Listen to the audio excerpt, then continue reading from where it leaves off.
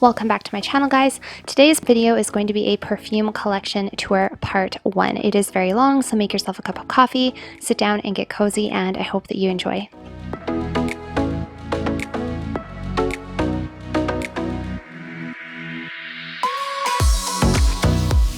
So I thought it would be fun to do my perfume tour or perfume collection video today. However, it might have to be in a 2-part video. We'll see how it goes because I have quite a few perfumes and I think it's going to take a little bit of time. The perfumes on the right in the cute little crystal tray, those are kind of like safe, die-hard ones that I love and I wear and I will continue to wear, and I don't see myself ever getting rid of or replacing. Like, I really, really love them. The ones on the left are more like evening, sensual, kind of sexy evening type of fragrances, and there's one in there for sure, maybe 2, but one for sure that I'm really not happy with, and I would like to replace it with something else. And I do actually have a couple of items on the way coming.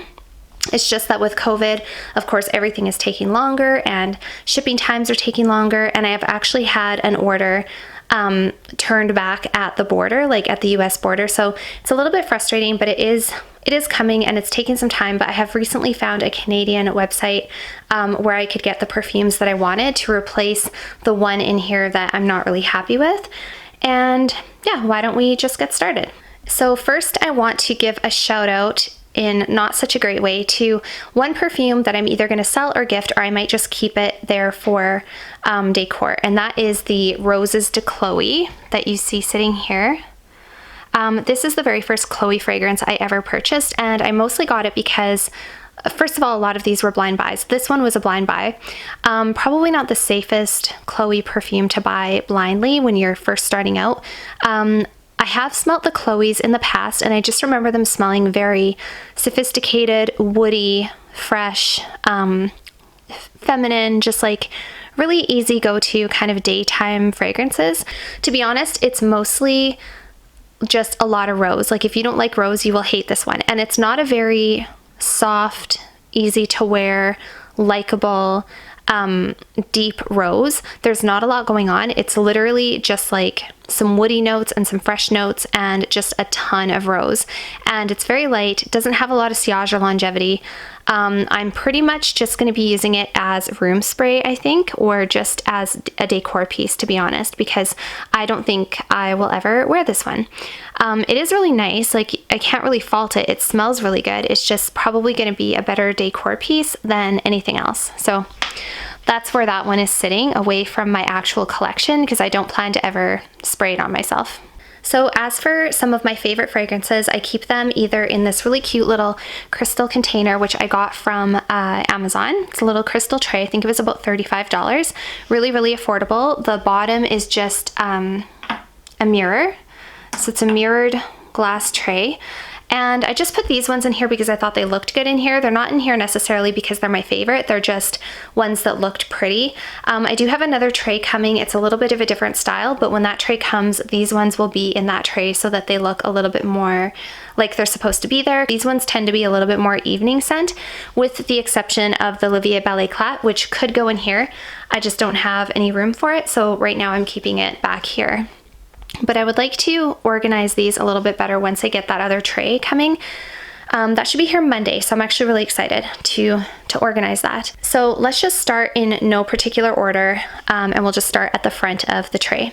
So the first one, Viktor and Rolf Flowerbomb. This is the fragrance I've had for the longest. You can tell because the bottle is 3/4 gone and the color has actually turned and the fragrance itself has actually gone off. It no longer smells like it should smell. It still has that like Viktor and Rolf Flowerbomb scent to it. It's still nice. I mean, you can get away with wearing it, but yeah, I just don't reach for it a whole lot anymore. I've had this one for probably about 5 years, so that's actually a really, really long time for a fragrance to last. It didn't really start going off until about a few months ago, and I do plan to use it up. I don't think I'll repurchase another bottle of this once it's used up, just because I've used it so much and I've just kind of gotten sick of it. So even though the color is bad and the fragrance has gone off, I just like it for the bottle, and I like it because this is one of my favorite fragrances, so I just keep the bottle sitting here, and yeah, it can just sit here and continue to go bad, honestly. The second one is Miss Dior by Dior. Now this is the one that came out and replaced the Miss Dior Cherie that so many people loved. I guess that one was apparently even better than this one. I don't know because I've never smelt it. This perfume to me is one that I think I will always keep in my collection. I love the way Miss Dior smells. It's just like, it's like a classic, beautiful patchouli scent. Why aren't you coming in focus? Yeah, it's like a classic, beautiful patchouli scent. Something that's really interesting that I learned about myself is I actually love patchouli. Apparently, I'm a patchouli lover. If you would have asked me 5 or 6 months ago what kind of fragrances I liked, I would have said something like, oh, I like vanilla and I like sweet and I like coconut. Like, I had no idea what my type of fragrance was whatsoever. It's only since I've started really getting into perfumes and doing a lot of research and looking up notes that I'm actually learning that one of my best friends in the perfume world is actually patchouli. I never would have guessed. To this day, I have not smelt patchouli. I don't know what it smells like by itself. I can only pick it out in fragrances now because I have so many fragrances that have patchouli in it, and now I can tell when I smell it. I'm like, oh yeah, that's got patchouli, and turns out I love it. So this fragrance is like very classy, very pretty. You can wear it everywhere. You can wear it on a date, you can wear it to work. It just makes me feel pretty and put together, and it's just very pleasing and difficult not to like. Yeah, I love Miss Dior. This is probably one of my absolute favorites in my collection, and if this ran out, I would definitely go and get another bottle. Miss Dior Eau de Parfum. Beside that, we have a classic. This is Coco Mademoiselle by Chanel, and this is the Eau de Parfum. I got this specifically for the bottle and because it's Chanel, and I really wanted a classic Chanel in my collection. Unfortunately, all the testers were off the shelves, but I do recall having smelt quite a few of the Chanels in the past. I'm not into really fresh, bright fragrances. This one it's quite a fresh scent. It's quite a fresh kind of oriental, little bit woody scent.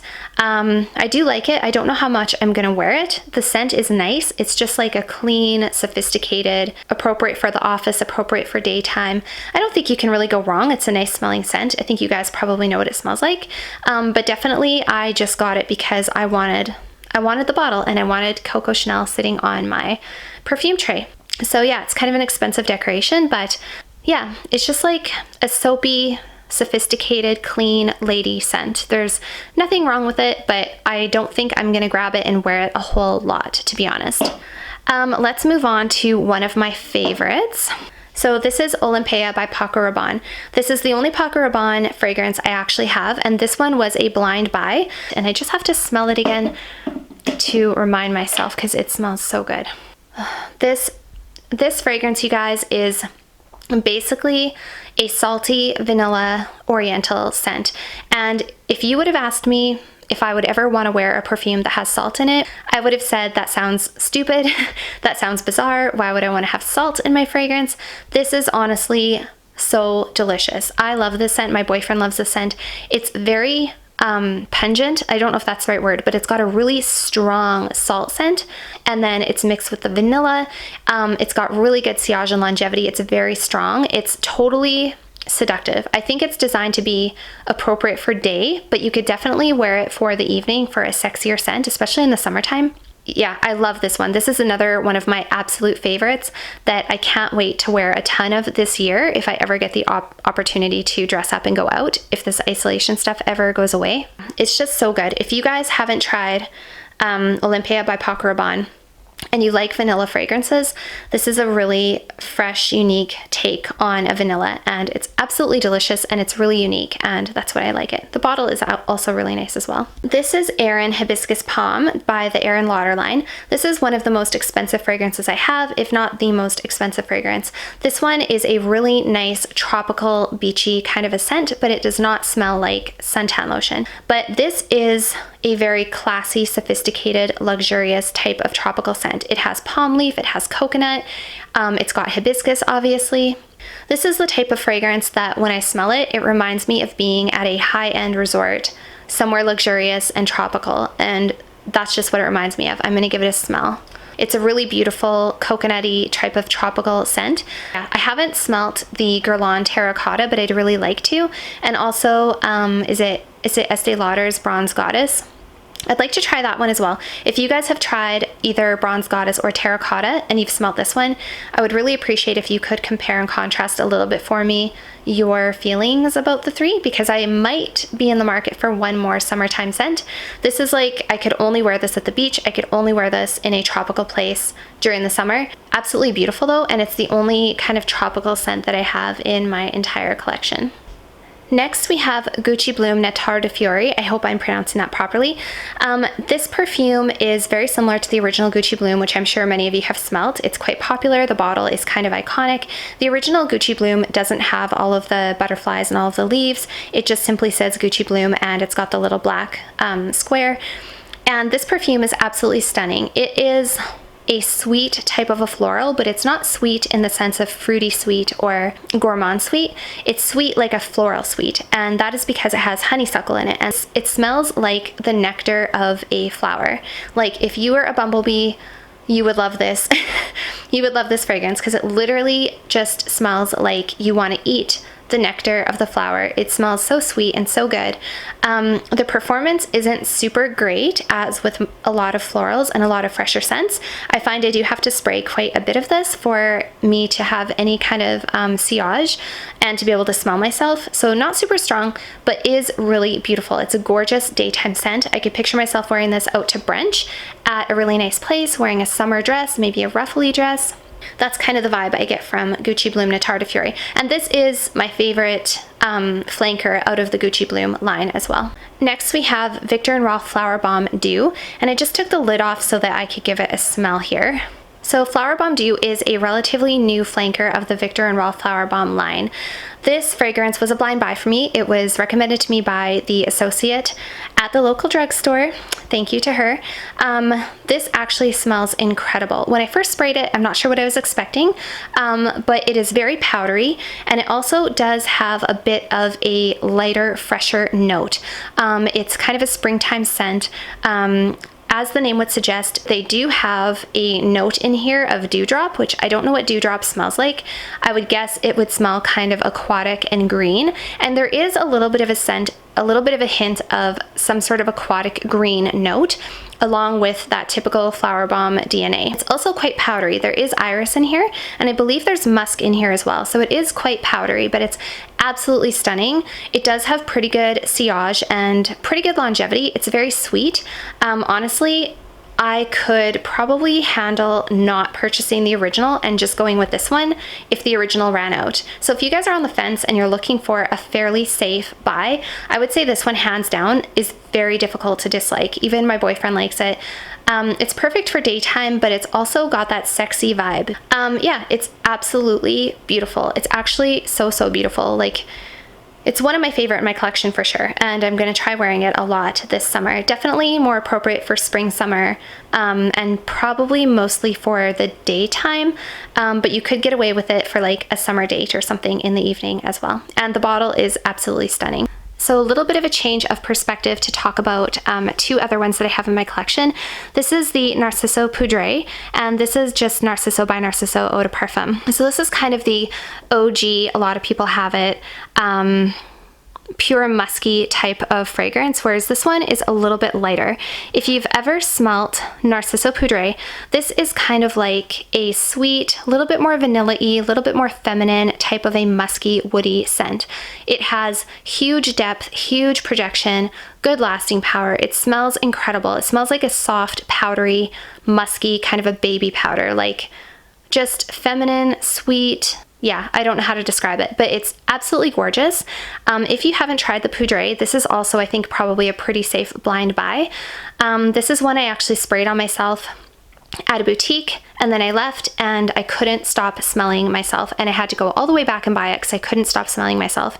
It was that nice.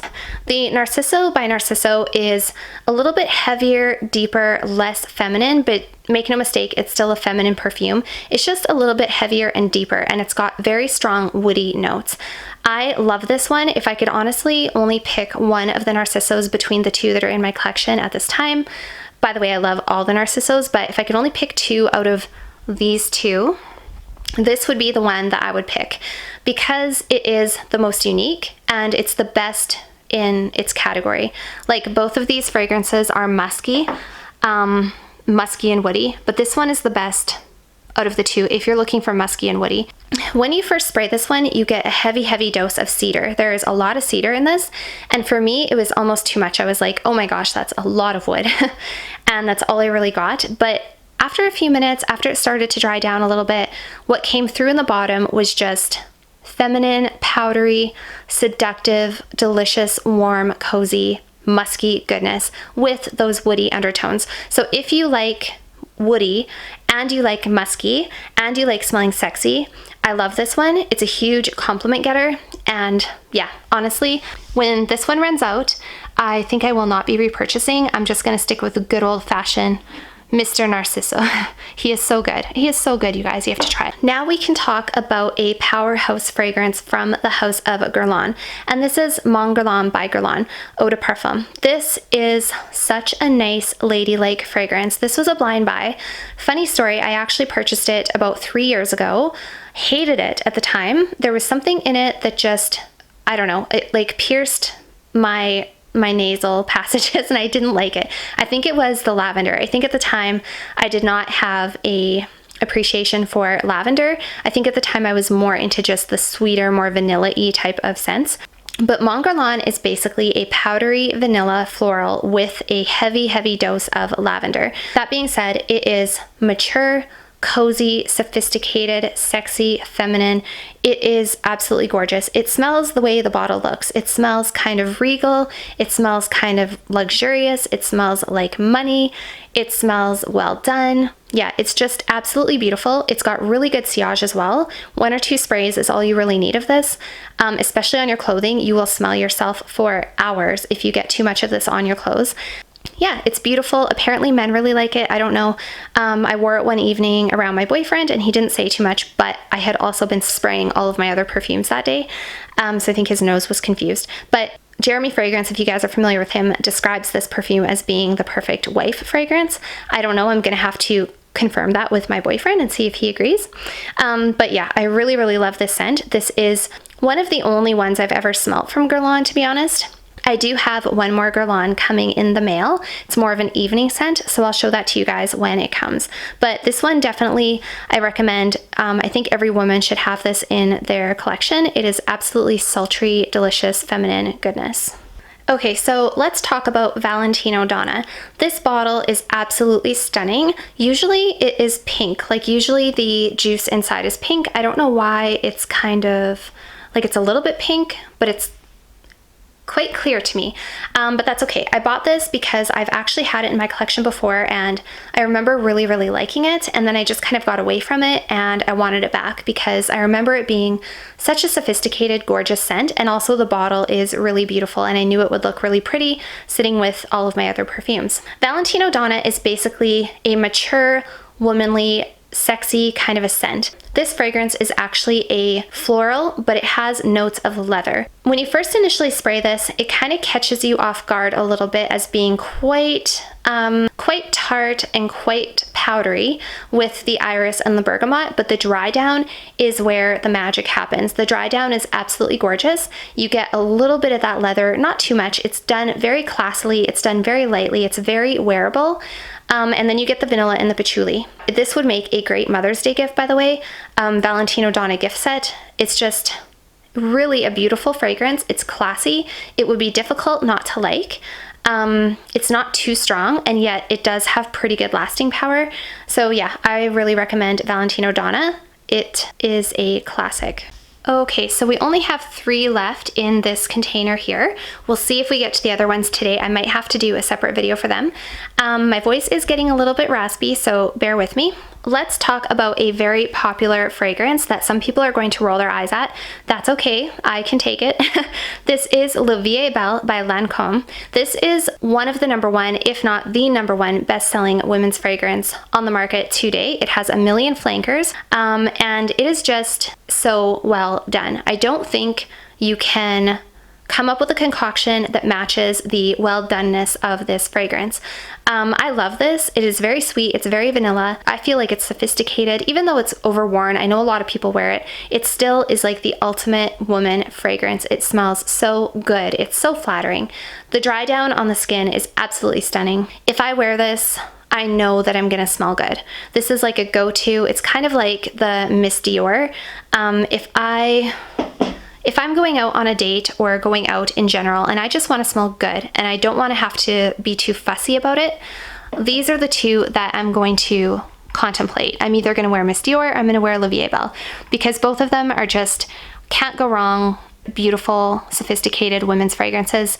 You really can't go wrong with either. I would say the Miss Dior is a little bit more classy, a little bit more elegant, and the La Vie Belle is a little bit sweeter, a little bit more playful, but really you can't go wrong with either of them. So notes wise, the La Vie Belle has the ever popular orange blossom. It also has some jasmine. It's got praline and tonka bean. It has some pear and some black currant in the opening.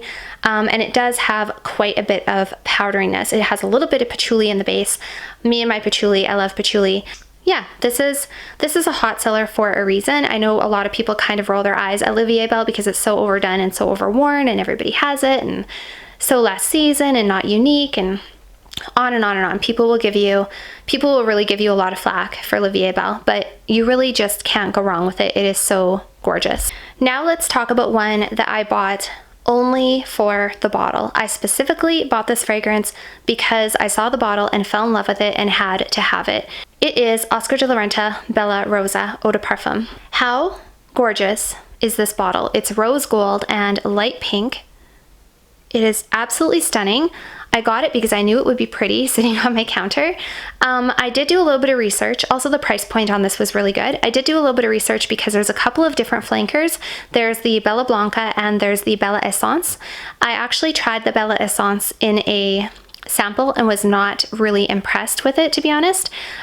This one I was worried about because it is a rose fragrance and I'm not a huge lover of rose. I like rose if it's done right, but my Roses de Chloe experience over there kind of turned me off a little bit from rose for a while. I was kind of thinking that this fragrance would be like a very generic, kind of blah, not that good, like just a weird rose is kind of what I was worried about.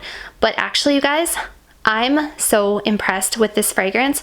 This is the only fragrance I've ever purchased solely for the bottle that ended up being absolutely gorgeous. So I'll just give you some of the notes in this. This is basically a floral woody rose scent. In my opinion, this is rose done right. This is the type of rose I can easily wear. So it opens up with mandarin and freesia and pink pepper, and then in the middle it has orris, which is kind of like a powdery earthy root, and then it has jasmine and rose, of course, and the base is amber, sandalwood, and patchouli. Honestly, the first time I sprayed this, I couldn't stop smelling the piece of paper that I sprayed it on. It smelled so good. It was so sweet and so floral and so comforting and so good all at the same time. It was just such a wearable, gorgeous rose scent. I don't regret this for a minute. In fact, if it runs out, I'll probably buy another bottle. My only complaint with Oscar de la Renta Bella Rosa is the performance. If you spray it on your skin, it will literally disappear in about half an hour to an hour. Like an hour later, you won't be able to smell it on your skin. But if you spray this on your clothing, it will last a very, very long time. I sprayed this on a sweater that I was wearing about 2 nights ago, and today I can still smell the remnants of the sandalwood, the patchouli, and a little bit of those floral notes in there. My recommendation would be, if you're going to wear Oscar de la Renta Bella Rosa, spray it on your clothing primarily, a little bit on your skin, but definitely just douse your clothing in this and the sillage and longevity will be just fine, because it is absolutely stunning. I love, love, love this fragrance so much. I'm just so impressed. I keep smelling it. I'm probably gonna get sick of it because I keep smelling it so much. The other thing I will say is that there have been some videos out there that have compared this fragrance to Delina. I have smelt Delina by Parfum de Marly. This is quite similar to Delina, besides the fact that Delina is a little bit more tart. It has a rhubarb note, it has lychee, and Delina is a little bit more complex, higher end. Honestly, I prefer this to Delina, if I will be so bold as to say. I'm not a huge Delina fan. It smells okay, but I'm really not into like bright fruity scents either, and to me Delina is a very bright fruity rose. This is more of a toned down, cozier, wearable kind of a rose. So yeah, I know I've spent a long time talking about this, but if you guys are in the market for a delicious rose in a drop dead gorgeous bottle, definitely check out Oscar de la Renta Bella Rosa. On to our last bottle in my little tray, and I do have some notes written down here because I can never figure out how to describe the scent. I can never remember the notes that are in it because it smells so unique and just straight up delicious. So this is Tiffany Co Intense. I was at a perfume counter, I believe it was in Vegas, and I smelled the Tiffany line. I remember that there was a couple that we really liked, but I couldn't put my finger on which one it was. I looked up the notes and I purchased the Intense because it looked like the notes would jive with me a little bit more. It looked a little bit more powdery and soft and sweeter. This is a true gem, and I don't just mean it's a gem because it looks like a gem. It is such a good blind buy. I bought this about a week ago.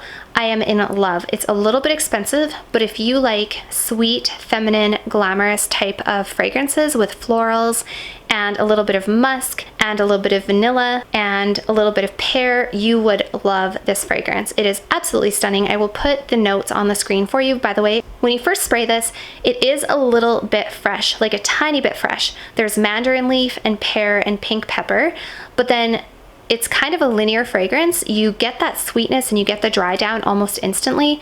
And as it dries down, you get just this gorgeous, sweet cashmere, musk, vanilla, benzoin. It has a note of carrot in it, which I found really bizarre. I don't know any other fragrance that has a note of carrot. Not that this smells like carrot, but maybe that's what makes it unique. I don't know. And it also has iris, jasmine, and rose. So this is a floral, but it's a very glamorous, sweet kind of a floral. It's like somebody drizzled diamonds over a birthday cake. That's what it smells like. It smells like a diamond birthday cake. It smells the way it looks. It smells like a glamorous diamond, but very sweet. It is so good. I don't really know how to describe it. You just need to go and get your hands on it and try it. Yeah, Tiffany Co Intense is something I would wear when I wanted to smell glamorous, but also girly and sweet at the same time. Perfect for daytime, pretty good sillage, pretty good lasting power. It's not as strong as some other ones, like it wouldn't beat out Narciso in terms of lasting power, but in terms of uniqueness and just how gorgeous and glamorous it is, you can't go wrong. It is absolutely stunning, and you just need to go and try it. So that's all of the fragrances in my fragrance tray. I'm gonna do the other ones in a second video because this is already quite a long video and I don't want you guys to sit here and get bored, but I will film the other one right away and I'll upload them in 2 parts for you. And I just wanted to also point out, I do have a really cute little can of coffee beans here, a little jar of coffee beans. I just thought it added to the whole department store kind of vibe, and it's also really nice to have coffee beans sitting on your dresser if you are smelling your perfumes or just doing like I do and just hanging out in your room and you really like smelling fragrances during the day. I do that sometimes. And these are really nice to have, and they also look kind of cute as a decor piece. So that's it for part 1 of my perfume collection. If you guys haven't seen the second one, that one has been uploaded as well today. So make sure to check that out and come on, follow me on Instagram if you haven't already. And I'll see you guys next time.